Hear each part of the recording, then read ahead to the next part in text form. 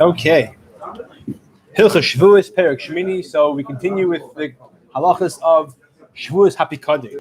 Halacha Aleph. Hagoynev Sheresh Chaveda is someone who steals his friend's share, and of course, Hagoynev means he steals it not in broad daylight, but he steals it discreetly. So now he's chayav to pay back kefil with tvachay and malchay, and then after he steals it, he sells it to in which case halacha is you have to pay back 4 or 5, let's say 5 times the original value. Tvay bala shar v'amalei. If the bala shar, the owner of the ox, the original owner, correct owner, demands from him and says, you stole my shar and you shechted or you sold it, so therefore you owe me 5 times its value. When he responds, that's true, I did steal your shar. I never said I don't owe you kefil. I don't owe you. He said I stole it. So theoretically your time for kefil is correct, but your time that I owe you more than kefil 5 times for shechting. You're selling it. That's never happened. But Nishman, he swears to the fact that he never sold it or shechted. He just stole it. But he said he's part of Mishus, even though he's denying the extra money on top of kefil, seemingly. If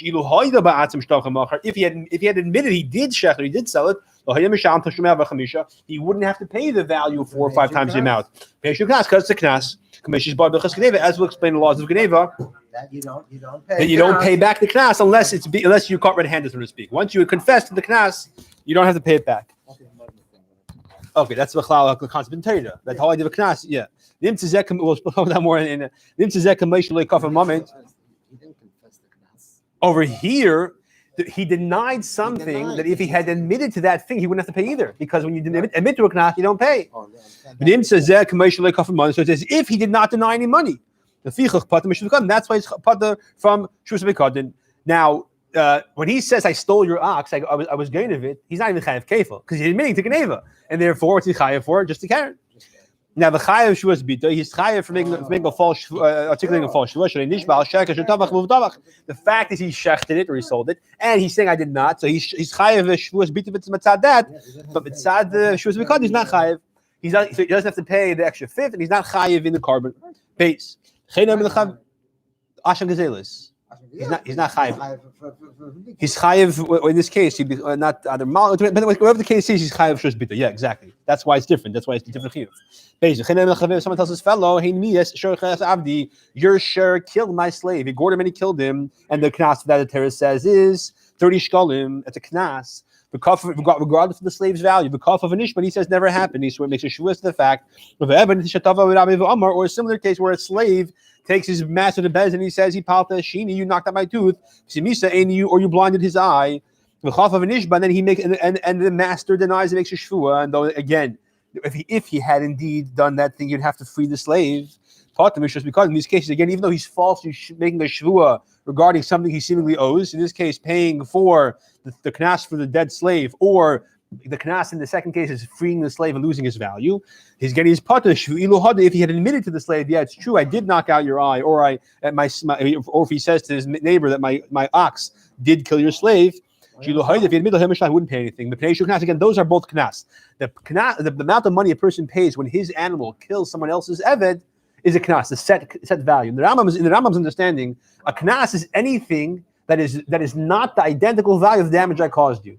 If I pay you anything else, with rare exception, of the exact amount I damaged you, if it's more, it's a knas. If it's less, it's a knas. If it's the exact value, it's a restitution. So it's moment. Okay, so here, because it's 30 shkalim for an eved, regardless of the eved's age or value, it's a knas. And again, also when the master knocks out the slave's eye or any other limb, the knas is yes to free him. It's not a moment. It's not a monetary restitution. It's irrelevant to the slave's value is more or less than the eye. So it's a knas. But chayav shus bita again is chayav for a regular shavua. The chen koyim says same applies in all situations. Gimel.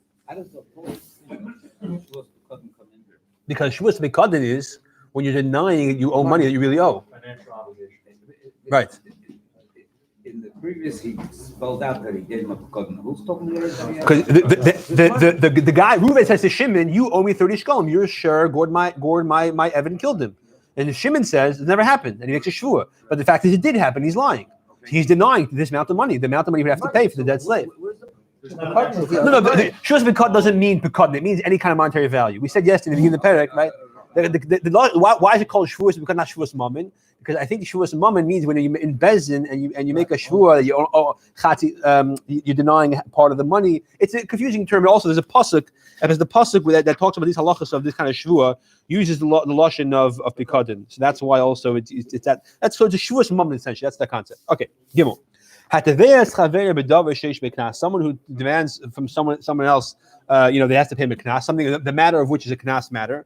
For example, kefil, or this case where his ox gores the slave, which he would not pay on his own admission, as we said. The Eish ben Mammon also has a monetary element, which you would pay on his own. The he denies the entire thing, and he swears to that effect falsely. He is chayiv for shus mikadon, even though he's denying the knas. The fact is, he's also denying mammon. Case of example. If he says to him, "You raped my daughter, or you seduced her," and he said, "Therefore you owe," and the different things he has to pay. He has to this knas he has to pay, the set value the Torah gives, but there's also monetary obligation he has to pay of busha and tsar and all these things. That's monetary. The guy who says, "I never did such a thing," but it is when he swears to that effect that he never did this, and the fact is he's lying, and he admits it afterwards, okay, partial examples where he admits. If there's edus, I think that there's okay. Let's say whatever the case is. The fact is he's caught lying. Chayiv b'shus b'kadon. He's chayiv for shus b'kadon. Right. So yeah, sorry. So right. You can say either way. The difference is if there's edus, he doesn't pay the extra fifth. That's a tshuva he only gets. After he lied. After he lied in the shvuah. Yeah. No, so we'll see how that works. What's the difference? But let's say either he admitted or Edom came. In this case, it's all the same. Chayiv b'shus, he's chayiv for shuvas hapikadon. But even though in his admission, if he had admitted to it, he wouldn't have sworn falsely. He wouldn't have to pay the knas the Torah gives upon him of the shkalim, 50 shkalim. So, but nevertheless, he would have to pay the embarrassment and the valuation that he caused her. That's considered mammon. So therefore, by him swearing that he never did that, he's considered to be denying money that he owes as mammon, and therefore he's chayiv shus b'kadon. Someone tells his friend, "This is much a simple example. Gonna have to show you stole my ox or anything else for that matter." When he says, "Lo, I never stole it," so he's saying, "Can you owe me the value plus kefil?" And the guy is saying, "I do nothing." V'nish makes a shvuah chayiv b'shus b'kadon. He's chayiv for shus b'kadon. Even though if he had admitted, he said, "Yeah, I stole your ox," he would then be potter from kefil. Misham who has I cannot b'dasi. He would have to return the share or its value, and therefore he's chayiv for shus b'kadon. What does he pay now? Well, now that he's caught lying, he has to pay back the value of the shur, bring a carbon, and if it's on his own admission, he has to pay back 20% more, 25% more. If an Edom come and catch him red-handed, he has to pay just the Karen. Because paying back 25% more is a tshuva he gets to do only when he admits on his own. When Edom catch him, he loses that opportunity. It's like interesting. Okay, Dalit. If Edom come and catch him. No, without the Edom. When he doesn't admit, that's when he has to pay. When he admits, he doesn't pay the knas. After making a false shvuah, he says, "You know what? I wanted the tshuva. I lied." He has to bring the carbon asham. He has to pay the original Karen plus 25%. You pay that after you make shvuah and he comes sworn. And he wants to do true. Right, exactly. Now, someone tells his fellow. So sorry, Chaim. Your question was, what does he pay now? So in this case, it depends. If he admits on his own that he lied when he made the shvuah, he would pay the original value plus 25%.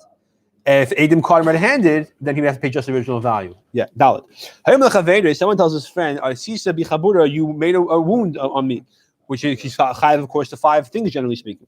He said, "I never did it." Or "Hey, your ox killed my ox." And he says, "It never happened." Vishma makes a shvuah in either case, and he's lying.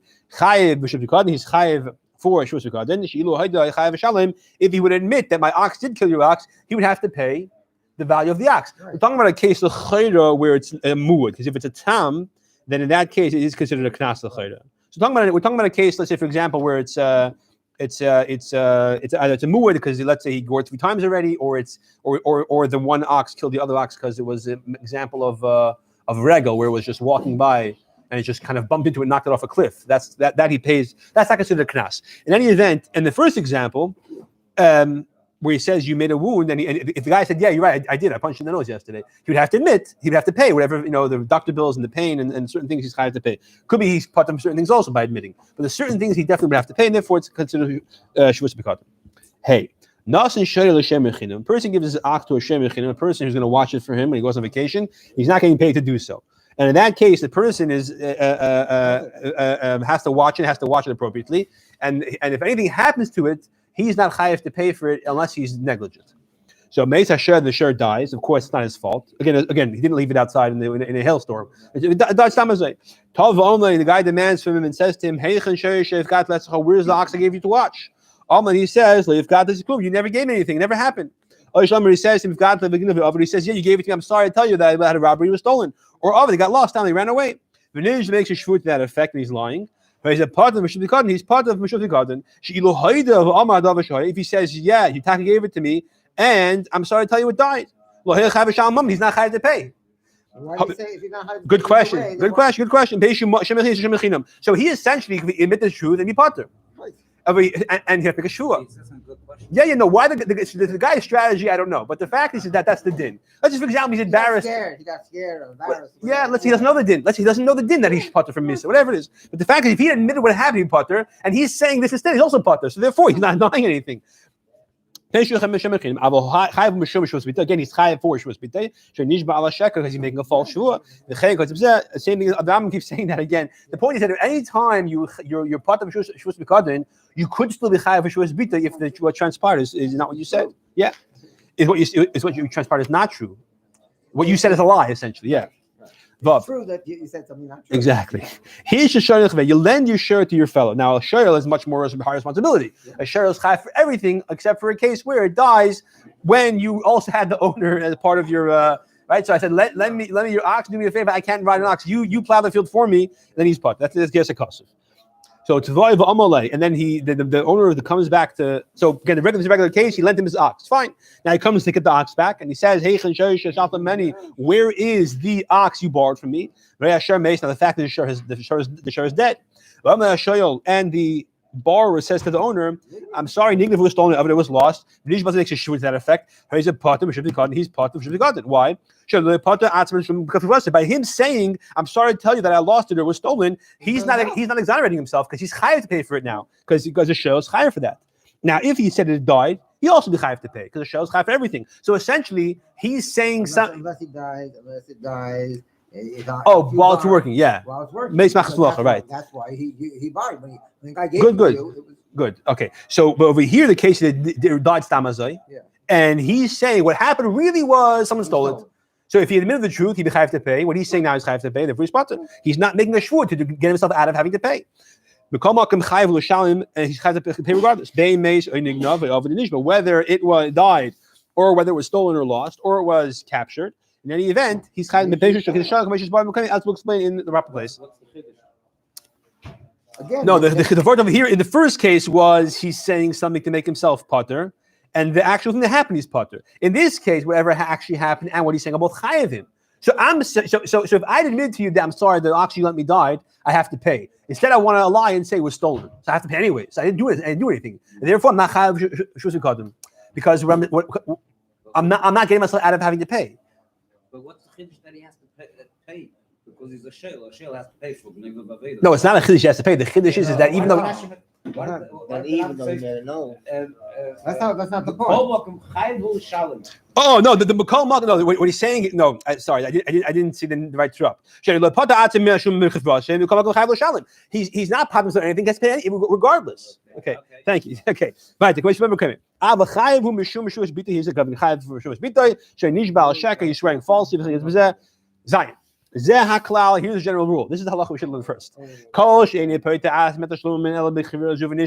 Anytime a person is only pater himself from the money he would have to otherwise pay, and the way he gets out of that is through this shvua, and through the shvua alone, whether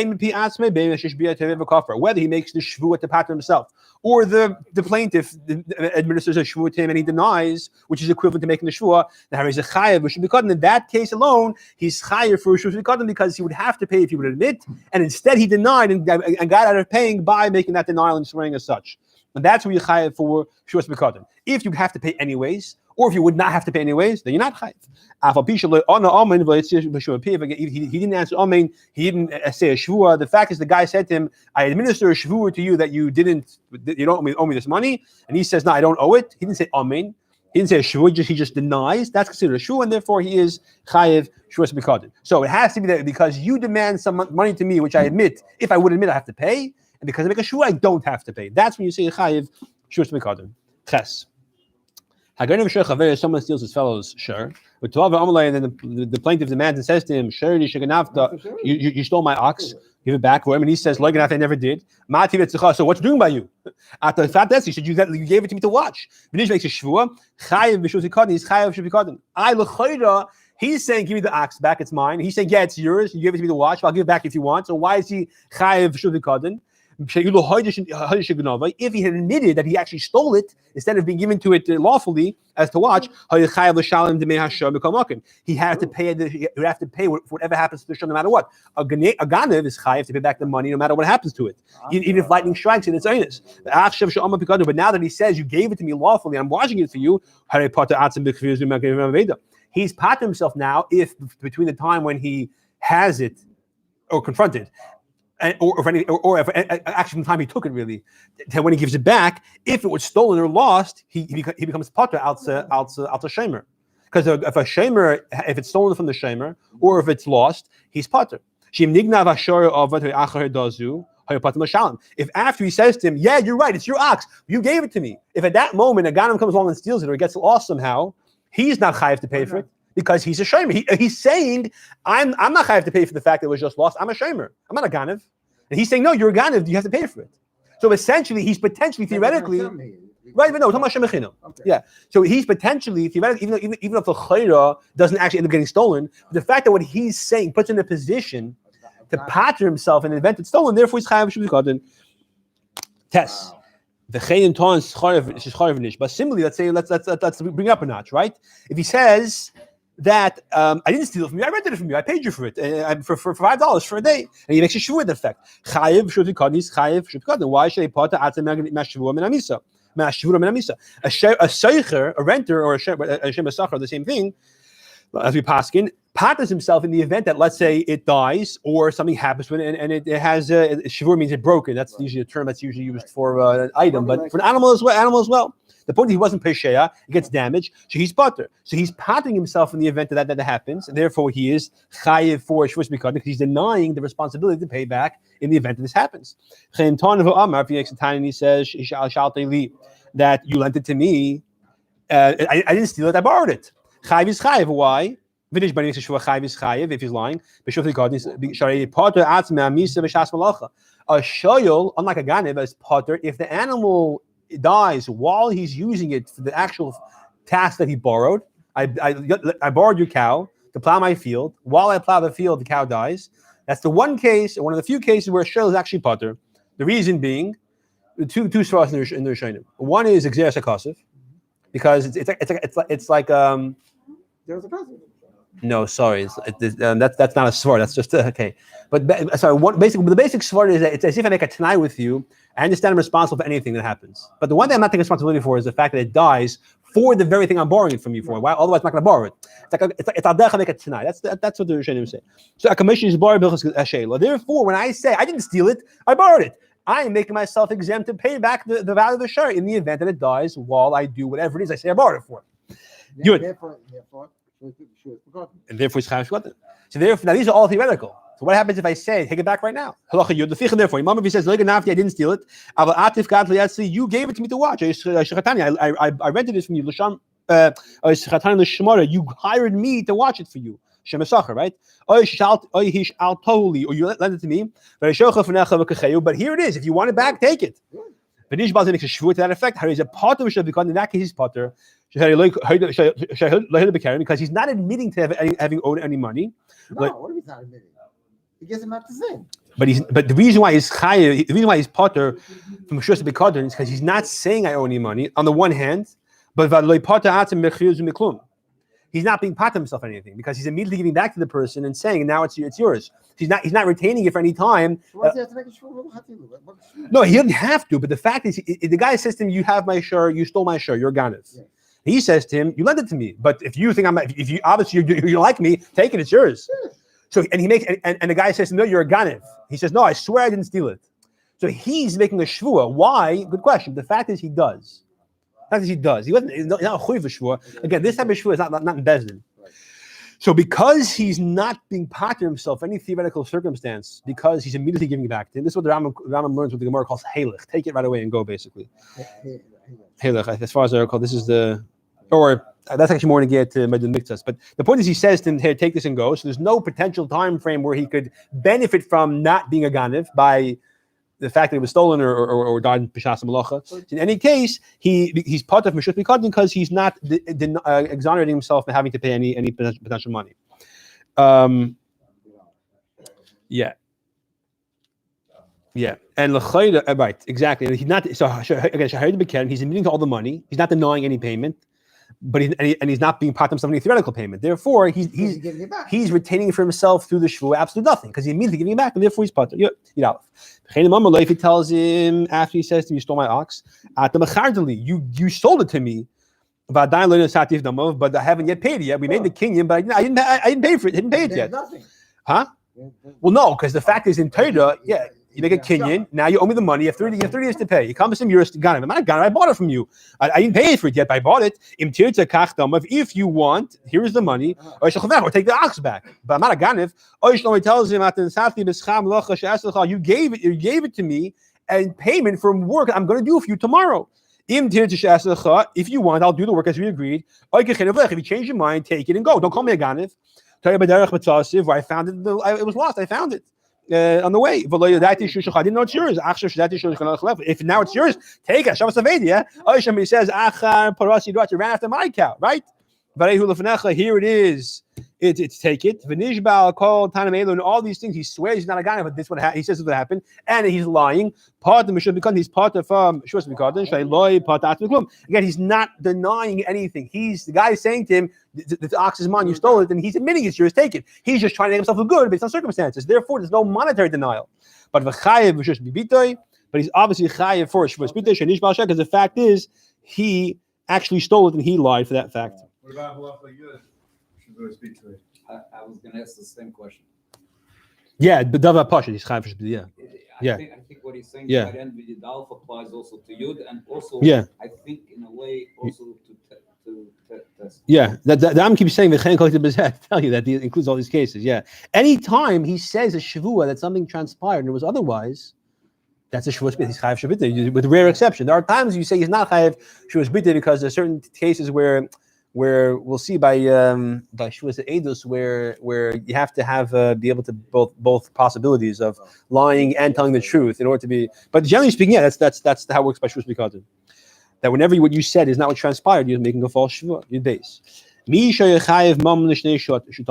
Someone who owed money to two partners. Let's say two business partners. He borrowed from the business to them. One of them demands money from him. He says, "I never borrowed from you," and he makes a shvua that I don't owe you anything.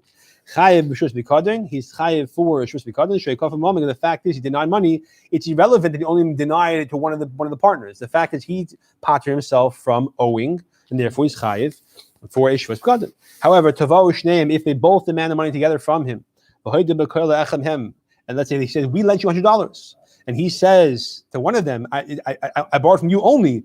I only borrowed from you, not from the guy. Oh, you 100, but not the other guy. It was an individual hava, it wasn't a partnership hava. Makes a shvua to that effect. But the truth is, he actually borrowed from both of them. Then part of Meshus Mikadin, he's part of Meshus Mikadin.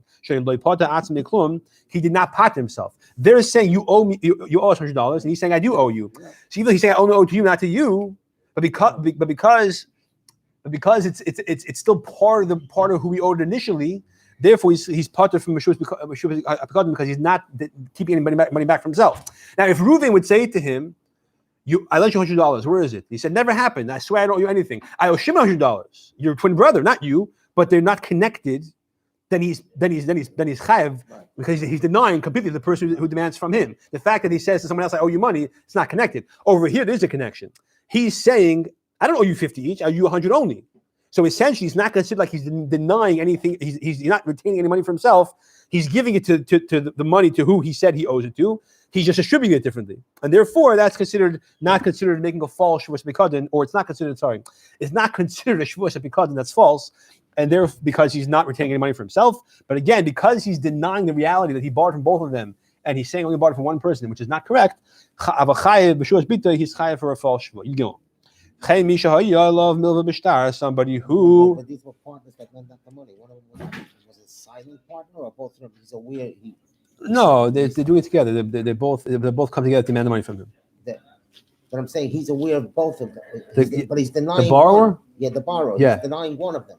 He's denying. Yeah, he's denying one of them. Right, exactly. But he's admitting the amount. Right, exactly. That's the point. He's denying to the person, but he's admitting the full amount to the other person. Therefore, he's not considered making a false Shavuos B'Kadin because he's not retaining money for himself. Shavuos B'Kadin, you want to be chayav, you have to be retaining money to yourself, and here he's not. He wasn't. Was he aware of the partnership at the time of borrowing? Yeah. That's the point. Yeah. Somebody who was responsible, he borrowed money. It was a star, and then the kafir above. When they come to demand the money. He says never happened. V'nish bani sheshua. Part of the Shavuos B'Kadin. The halach is part of from Shavuos B'Kadin. Why? Because once you make a shibud, once you make the loan with a star, even if there's no star, make a kinyan, which allows you to write a star. All of his what's it called, the real property, right? All of his karka becomes there's a lien on all that karka for the hava. It's as if he's denying, as if they're saying, give us this value of land. He's saying, no, it's my land. And we learned before that there's a cost if you don't pay, you don't make a Shavuos B'Kadin on karka and on eved and on shtar. On karka on eved over here. Yeah. If a karka already said, if someone denies when he's demanded land from him, he's potter from a Shavuos B'Kadin. The chayav b'shapita, again, he's chayav for Shavuos B'Kadin. Sheinish ba'al sheker, the fact is he swore falsely that he never borrowed and he did. You doubt. If there was a halva and there were 8 that he borrowed, there was no shtar. The kaf of Nishban, he makes a shvur that he never borrowed and he's lying. So chayav b'Shavuos B'Kadin, he's chayav for Shavuos B'Kadin. He's essentially getting out of having to pay right now by denying it. Even though if the Eidim show up and say, now the Eidim not here yet, even though when Eidim are going to come, he's going to have to pay. He can't contradict to Eidim. He can scream his head off the fact that we believe them. And therefore, by his kfir, I don't owe you anything, is worthless. He's not retaining money for himself because it's his taina, I owe you nothing. Even his shvua is ineffective. He has to pay anyway. So why does it have for Shavuos B'Kadin if he has to pay anyways? The kfira, his denial and his shvua is ineffective. At the moment, it's effective. Maybe they will never come. Or maybe they're going to come and their testimony is not going to be Iskayim because it turns out that they're first cousins or they're apostle, whatever it is. Or your apostle become apostle because one of them is Machal Shabbos. Therefore, he's chayav for Shavuos B'Kadin because the moment, for temporarily, possibly indefinitely, but definitely temporarily, the fact is he's denying getting out of having to pay, and therefore he's chayav for Shavuos B'Kadin. Why not base? We talk about Eved over there, and over there seems to be. Halacha Beis of Perek Ches? Yeah.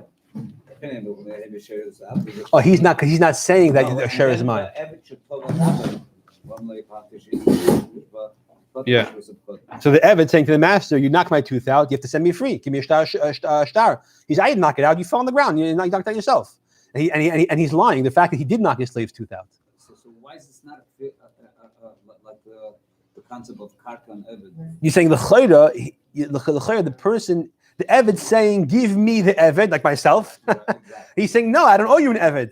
Interesting. You're saying that the Eved's demanding Eved.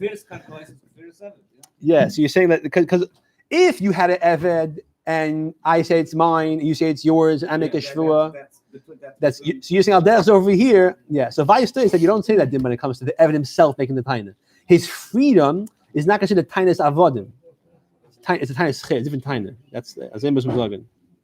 Yeah, that's like a Rosh Hashiva question. Okay.